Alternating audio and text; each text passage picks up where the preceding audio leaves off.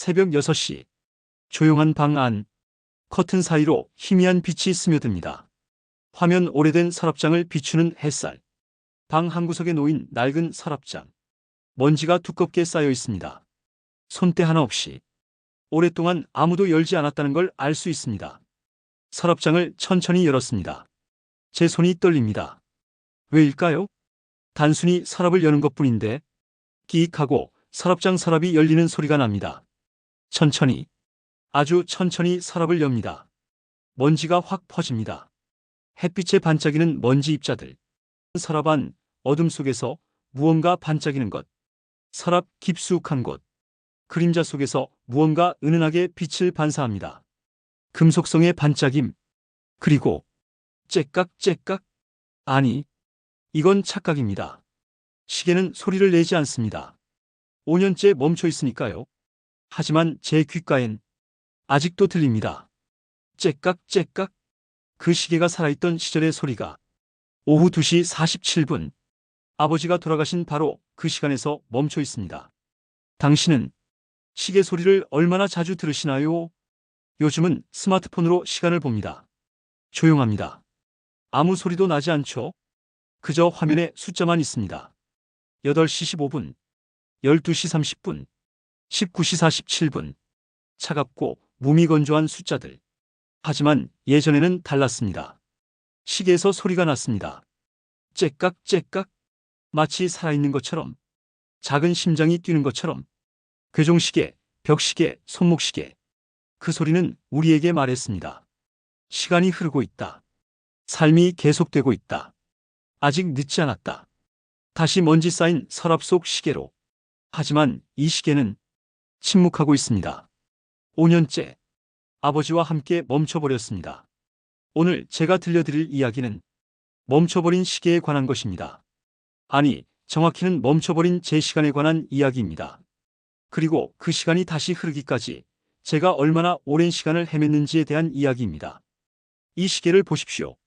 은색 테두리는 긁혀있고 가죽끈은 낡아 터질 것 같습니다. 아름답지 않습니다. 비싸 보이지도 않습니다. 하지만 저에게 이 시계는 세상 그 무엇과도 바꿀 수 없는 것입니다. 왜일까요?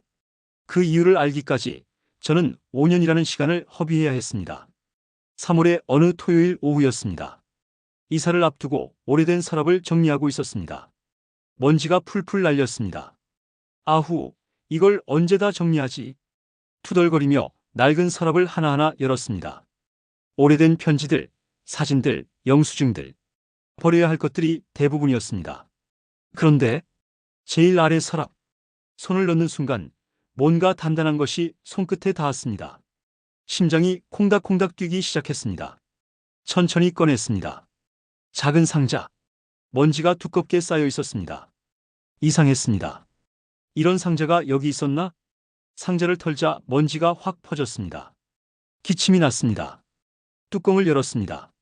그 안에 아버지의 손목시계가 있었습니다. 순간 숨이 멎었습니다. 시계를 보는 순간 5년 전 그날로 돌아갔습니다. 병원 복도에 차가운 형광등, 소독약 냄새, 긴 의자에 앉아있던 저. 보호자분 계십니까? 간호사의 목소리에 벌떡 일어났습니다. 네, 저요. 들어가 보세요. 시간이 얼마 없으십니다. 그 말이 무슨 뜻인지 알면서도 인정하고 싶지 않았습니다. 병실 문을 열었습니다. 아버지는 산소 마스크를 쓰고 계셨습니다. 눈을 감고 계셨죠? 아버지. 작게 불렀습니다. 눈을 뜨셨습니다. 저를 보셨습니다. 무언가 말씀하시려는 것 같았습니다. 하지만 힘이 없으셨습니다. 손을 들어 올리려 하셨습니다. 저는 얼른 아버지 손을 잡았습니다. 그때 느꼈습니다. 손목에 차고 계시던 시계가 제 손등에 닿았습니다. 차가웠습니다. 아버지는 제 손을 꽉 쥐셨습니다. 그리고 천천히 힘이 빠졌습니다. 아버지, 아버지, 목이 메는 목소리. 그렇게 아버지는 가셨습니다. 장례를 치렀습니다. 많은 사람이 왔습니다. 문상객들은 위로의 말을 건넸습니다. 고인의 명복을 빕니다. 힘내세요. 좋은 곳으로 가셨을 거예요. 하나도 위로가 되지 않았습니다. 장례를 마치고 집으로 돌아왔습니다. 아버지의 유품을 정리해야 했습니다. 옷가지, 신발, 안경, 그리고 손목시계, 시계를 집어들었습니다. 차가웠습니다. 초침이 멈춰 있었습니다. 아버지가 돌아가신 시각에서 오후 2시 47분, 째깍째깍, 더 이상 그 소리가 들리지 않았습니다. 가슴이 무너져 내렸습니다. 긴 한숨. 저는 그 시계를 볼 수가 없었습니다. 서랍 깊숙이 넣었습니다. 상자에 담고 제일 아래 서랍에 넣었습니다. 그리고 잊으려 했습니다. 아니, 외면하려 했습니다. 봄이 지나고 여름이 왔습니다. 여름이 지나고 가을이 왔습니다. 가을이 지나고 겨울이 왔습니다. 시간은 흘렀습니다. 하지만 제 시간은 멈춰 있었습니다. 사람들은 말했습니다. 이제 좀 괜찮아졌니? 시간이 약이야. 많이 힘들었지? 이제 털어내야지. 저는 그저 쓴 웃음만 나왔습니다. 털어낸다고요? 어떻게요? 아버지가 돌아가신 날 오후 2시 47분. 제 시간도 거기서 멈춰버렸는데요. 저는 일상을 살았습니다. 출근하고, 일하고, 퇴근했습니다. 밥 먹고, 잠자고, 다시 일어났습니다. 하지만 뭔가 이상했습니다. 모든 게 무의미하게 느껴졌습니다. 웃음이 나오지 않았습니다. 진심으로 기뻐하지 못했습니다. 아버지와 저 사이에 보이지 않는 강이 생긴 것 같았습니다. 그 강을 건널 수가 없었습니다. 건너고 싶지도 않았습니다. 건너면 아버지를 완전히 보내는 것 같았으니까요. 2년째 되던 어느 날 밤, 꿈을 꿨습니다. 아버지가 나타나셨습니다. 젊은 모습이었습니다. 건강해 보이셨죠? 아버지, 달려갔습니다. 안으려고 했습니다. 하지만 닿지 않았습니다. 아버지는 저를 보며 미소만 지으셨습니다. 그리고 당신의 손목을 가리키셨습니다. 거기엔 시계가 없었습니다. 시계. 아버지가 입을 움직이셨습니다. 소리는 들리지 않았습니다. 하지만 읽을 수 있었습니다. 시계를 찾아라. 깜짝 놀라 꿈에서 깨었습니다. 땀이 흥건했습니다. 심장이 미친 듯이 뛰었습니다. 시계를 찾아라. 무슨 뜻일까요? 그날 아침 잠을 이룰 수 없었습니다. 시계를 찾아라. 계속 머릿속을 맴돌았습니다. 그런데 이상했습니다. 아버지의 시계는 제가 갖고 있잖아요. 서랍 속에. 그런데 왜 찾으라고 하셨을까요? 아, 혹시 찾으라는 게 시계가 아니라 다른 뭔가일까요? 시계 안에 뭔가 숨겨져 있는 걸까요? 아니면 아버지는 제가 시계를 피하고 있다는 걸 아셨던 걸까요? 그래서 찾으라고 하신 걸까요? 서랍 속에 묻어두지 말고 꺼내봐라. 마주해라. 그런 의미였을까요? 며칠을 고민했습니다. 서랍 앞에 섰다가 돌아서기를 반복했습니다. 아직 준비가 안 됐어. 다음에 꺼내보자. 하지만 마음 한편에서 계속 속삭였습니다. 언제까지 피할 거야? 아버지를 영원히 서랍 속에 가둬둘 거야? 그날, 5년 만에 처음으로 결심했습니다. 더는 피하지 않기로. 더는 아버지의 시간을 서랍 속에 가둬두지 않기로. 서랍을 열었습니다. 제일 아래 서랍. 손을 집어넣었습니다. 차가운 상자가 손에 잡혔습니다. 천천히 꺼냈습니다. 심호흡을 하고 천천히 뚜껑을 열었습니다. 5년 만에 다시 본 아버지의 시계. 예전 그대로였습니다. 은색 테두리는 여전히 긁혀있고 가죽끈은 여전히 달아있었습니다. 초침은 여전히 2시 47분에서 멈춰 있었습니다. 손으로 집어들었습니다. 차가웠습니다.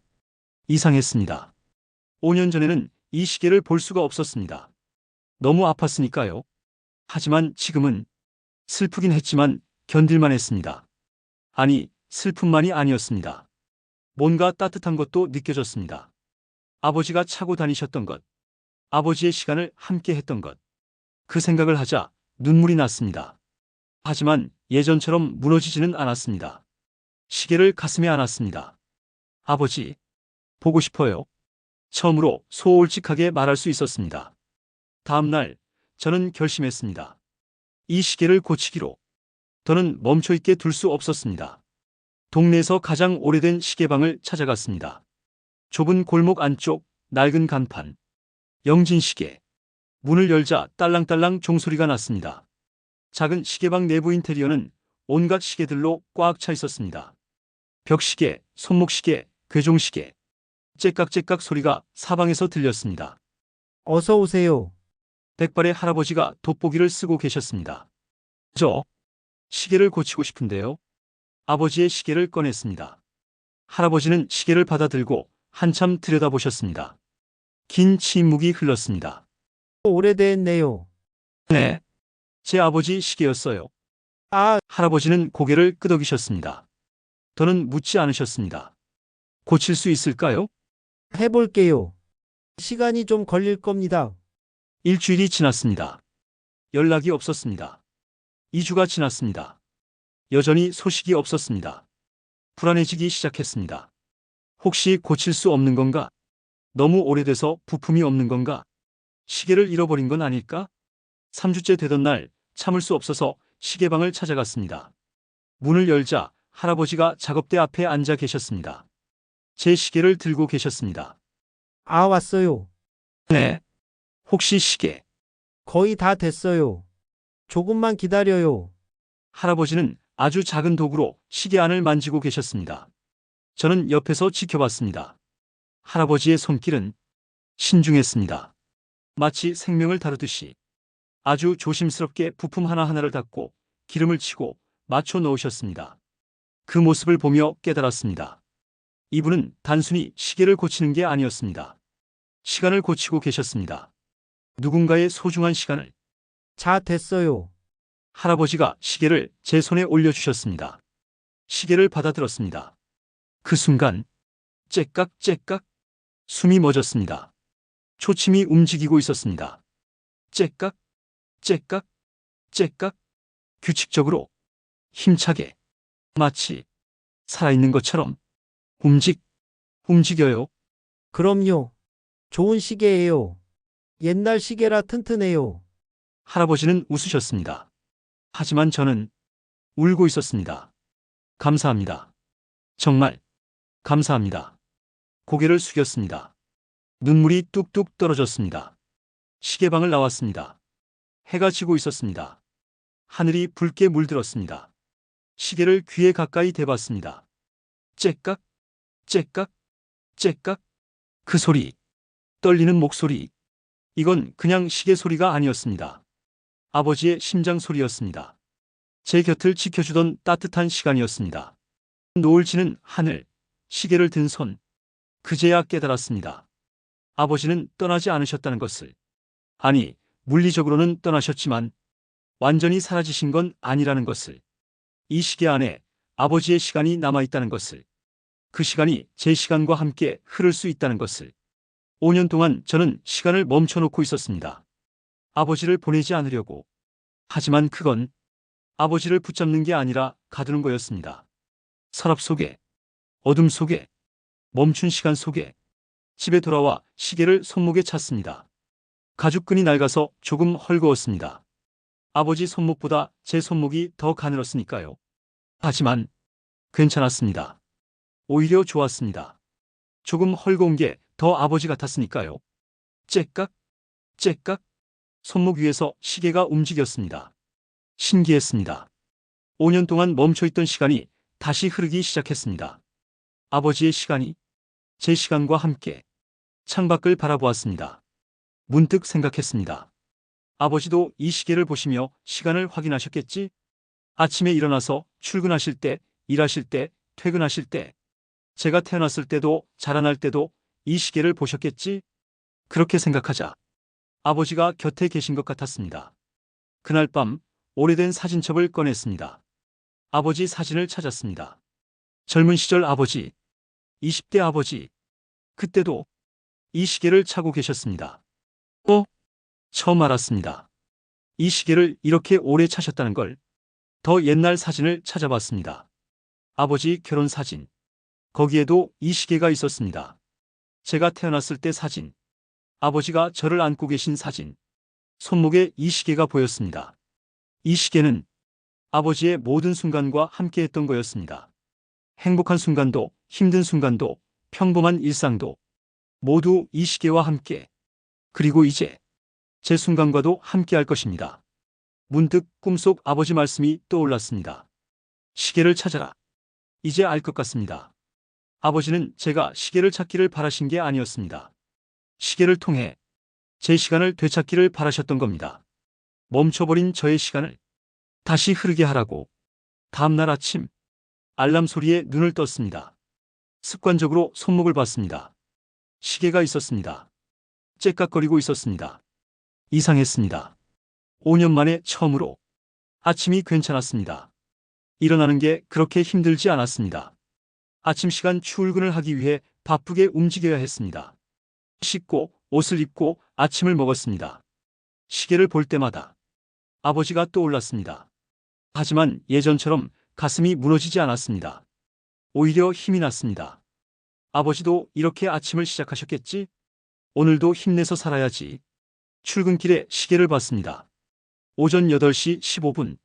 제 시간이 흐르고 있었습니다. 아버지의 시간과 함께 그날부터 달라졌습니다.